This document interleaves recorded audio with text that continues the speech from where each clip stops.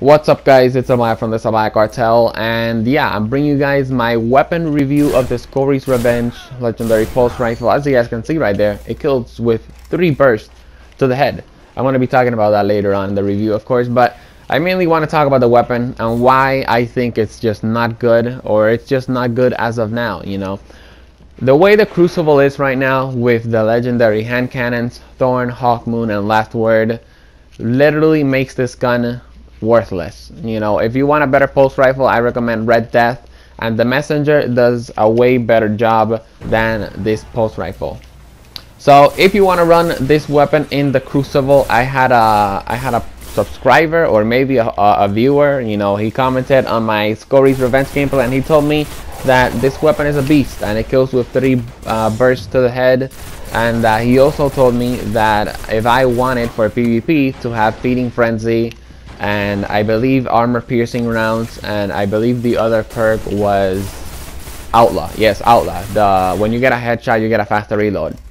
And yes, the weapon does kill in 3 bursts, but every time that you use this weapon in PvP, you know, since everybody's moving around a lot, it is super hard to get those 3 bursts in. And not only that, those 3 bursts, the 3 bullets in the 3 bursts have to hit exactly in the head to kill a person with 3 exact bursts, which mainly results on you wasting an entire magazine or almost half of your magazine on just one person. And that's what makes this weapon not effective in the Crucible. I can see how it can sort of play out from medium ranges, but from short ranges, which I know pulse rifles are not for short ranges, yes, but pretty much this weapon has no place in the Crucible right now. You know, I really want to say good things about the weapon, and I really did try to get some Beast Crucible gameplay with this weapon, but I just couldn't because the weapon is not effective. I recommend weapons like the Messenger, I recommend weapons like the Red Death. I even recommend the Crucible Pulse Rifle. I believe it's called Spare Change. That pulse rifle is 10 times better than this pulse rifle will ever be.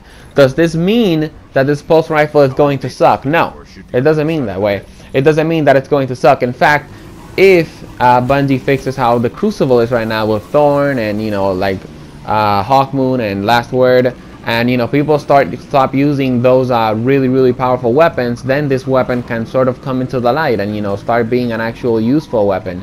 Now, of course, I re-rolled mine as a PvE and PvP perspective, even though I only use elemental primaries in PvE, so I don't really know why I didn't roll it for a PvP perk. But yeah, overall, this weapon is just, you know, going to be sitting in my vault. I'm going to wait until they nerf the Crucible, and then I'm going to give it another review. And if it still sucks when they fix the Crucible, I'm just going to dismantle it. That's my review of the Skorri's Revenge, guys. You know, some of you guys might not be satisfied with this review.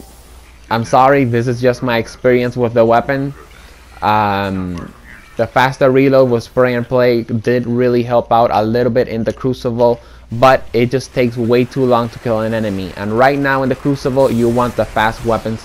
You know, you want the fast killing weapons, the weapons that have the fastest time to kill, like Red Death and Messenger and Thorn and Hawk Moon, all those weapons. So, like I said again, I hope you guys enjoyed the video. If you did, make sure to drop it a like and make sure to subscribe to the Salvajee Cartel for more Destiny videos.